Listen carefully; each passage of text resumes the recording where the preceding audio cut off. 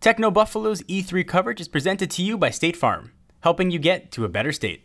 What's up, everyone? John Rettinger from Techno Buffalo here, and I'm surrounded by my peeps in the gaming world from E3 2013. Behind me is Microsoft and one of the other keys of the show, the Xbox One. Let's get as close to it as Microsoft will allow us without kicking me out of here. Take a look at the console itself, walk you through it, and take a look at some of the games and the controller. So let's get started.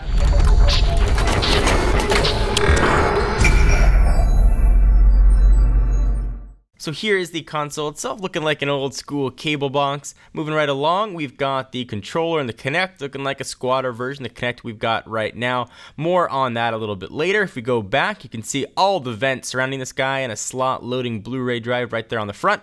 On the back, you've got power, HDMI out, you've got audio, HDMI in, 2 USB ports, your Kinect port, you've got an IR port, and your Gigabit Ethernet port. Lots of ports.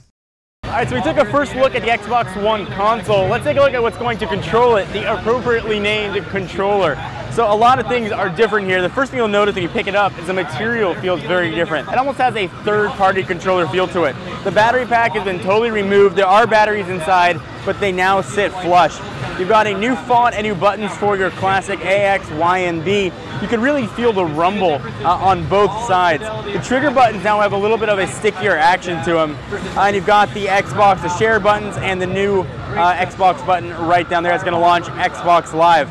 And of course the connection and charging option there as well. I've been a really big fan of how the Xbox controllers feel, and this one sort of continues that feel. It feels really solid in the hands. The trigger buttons are really well placed. The AX, Y, and B buttons feel really good as you're using it.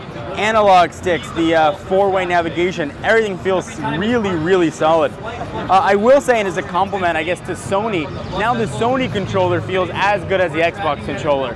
So if that was a determining factor for you which one to get, as far as I'm concerned now, both controllers are at parity, but this one feels absolutely awesome. It's got a very natural feel in the hand, and it doesn't weigh very much either. The Xbox One will be able to pick this up, and of course the console itself sometime before the holidays of this year. I'm John Rettinger from Techno Buffalo. This has been a very first look at the Xbox One controller, and of course some gameplay from the Xbox One. Be sure to check us out at technobuffalo.com for the latest and greatest tech news. Please give the video a thumbs up.